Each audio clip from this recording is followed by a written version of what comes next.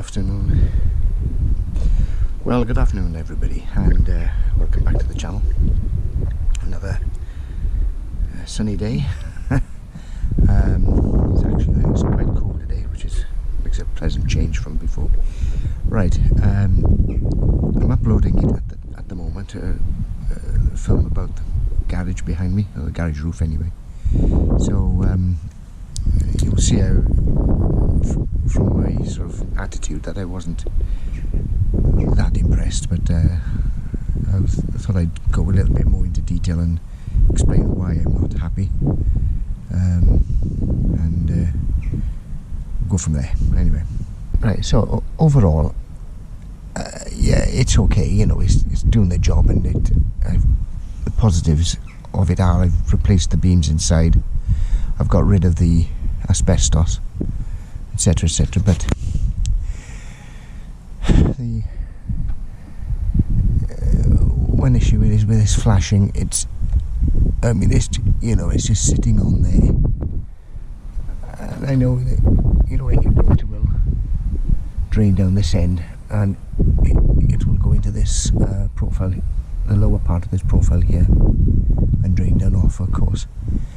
But it's the general finish of it, you know, it's just sticking out there, and I don't know, I'm sure they could have done it in a better way than this, and they've just mass-sticked it to the wall of my next door neighbour's garage.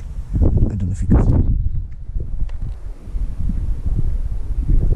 Now, my experience with mastics and things is that eventually the weathering will make it come adrift, and it wouldn't surprise me that over time that will depart from the wall. So we'll see.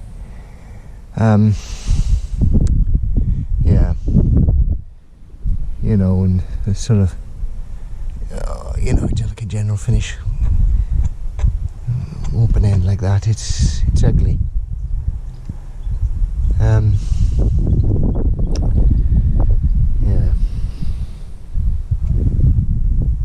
Right, let's go to the inside and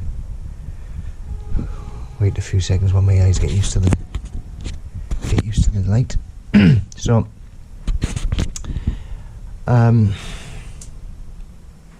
now then, the idea was for me to put a sauna in here, an infrared sauna, and the dimensions are, well, I wanted 2 meters, because I think most of the ones I've seen are 1 meter 90 high.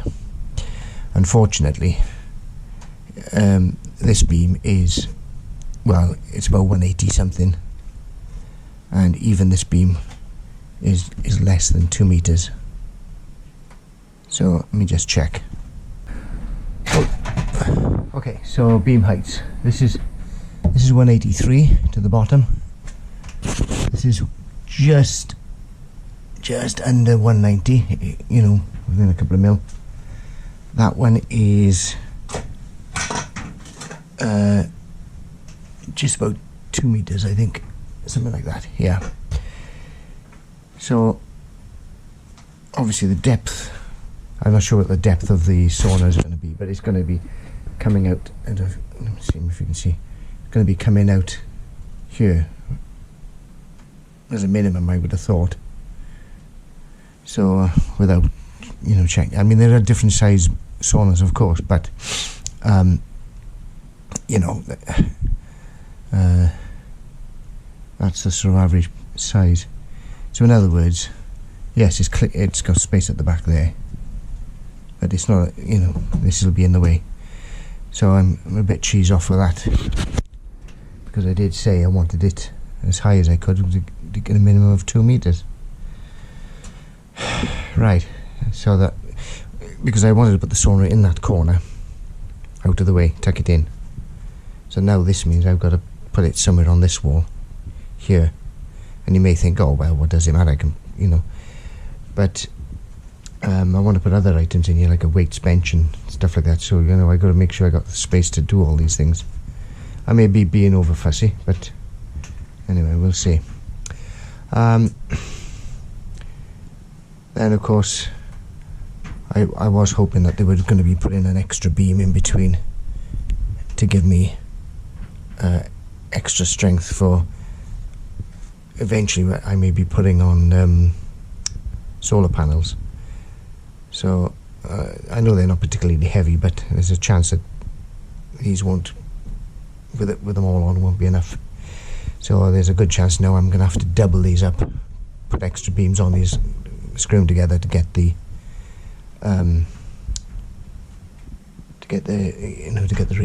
rigidity and the load bearing. And then it's the case of where the old beams were, you know, at these points, these odd gaps of brickwork in the brickwork, they've just filled it with foam and packed it out with bits of wood. So what's going to happen now is I'm going to have to dig all that out. I know I could leave it and it works fine, but I'm going to have to dig all that out, probably, and re-cement it in properly. So, yeah.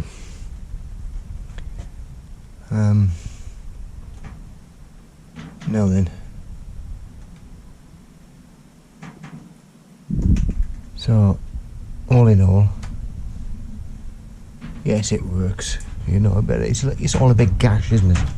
It's all a little big gash. As and even that's not straight. It's twisted at an angle. Oh. And the thing is, all this brickwork here, that's loose. Well, I knew it was loose before, but what I'm saying is that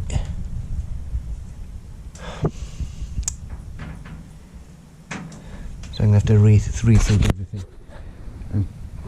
Because I was thinking of blocking up this window here completely, and then I'm going to put a stud wall in somewhere to section off that part, so I can insulate this side of me. So I can, you know, insulate it out, and I'll have a little workshop that side. So what I'm thinking of doing, because I've got a concrete lintel out there, is maybe I'll put a doorway here somewhere. That could work. I could put a doorway there. This side of the what do you call it, pillar. Put a concrete lintel across, make good, and then block this doorway up. Yeah, I think that's what I'm gonna have to do, because obviously all this is loose. You know, and it's, yeah.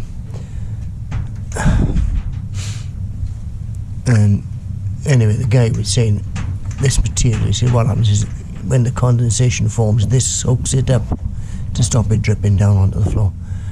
I thought, well, that's not much cop either, because, you know, that wood, that gets wet, that soaks into this wood then. Unless he's put no, there's no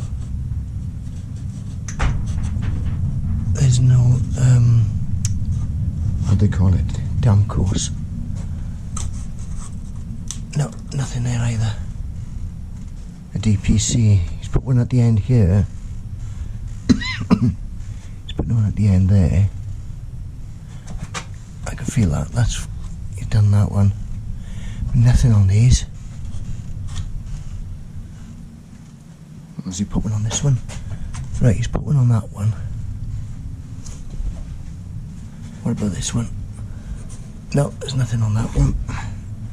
Nothing on that one.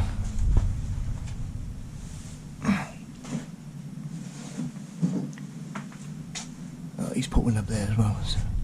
So we've got 1, 2, 3, 4. 4 beams. There's no damp course membrane. So obviously when this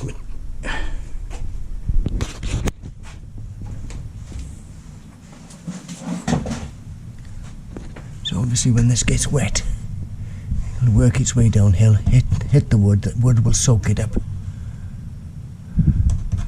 Mind you, whether the damp course will make any difference, I don't know.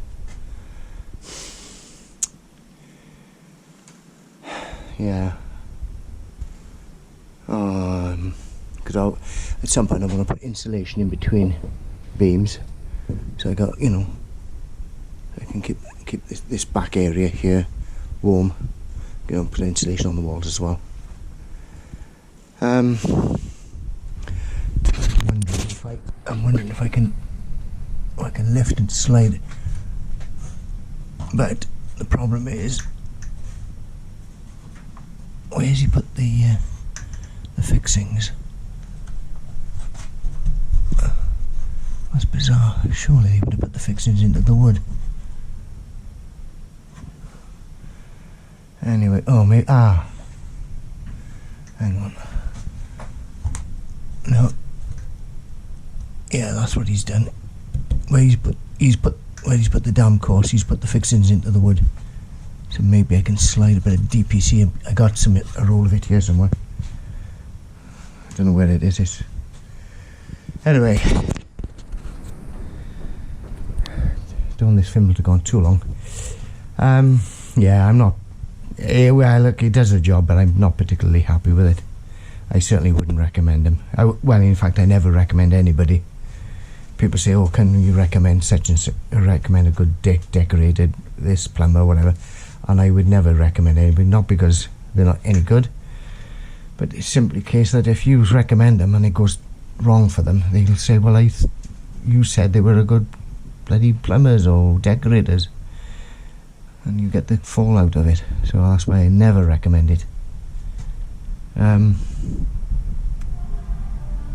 I'm not happy with all this foam, I gotta be honest. But of course, I suppose they can only do so much in a day. Yeah, it's all a bit gash. And if you don't know what gash means, it's a bit of it's an old Royal Air Force expression, slapdash. Yeah, I certainly wouldn't have done it like this, that's for sure. Yeah, there we are. Okay, so that's why I'm not particularly happy with the job. Pointless in complaining, because, you know, they'll just say, "Oh, well, why didn't you see something at the time?" Well, you know, it's like once they start taking the roof off, you know, and you start winding up the tradespeople, you know, they walk off the job and you left you with a right old mess. So I just have to take the hit and try and fix up the bits and pieces that I think should have been done better. There we are. Right, okay, so I'm going to stop now and get this uploaded to follow on from the previous one.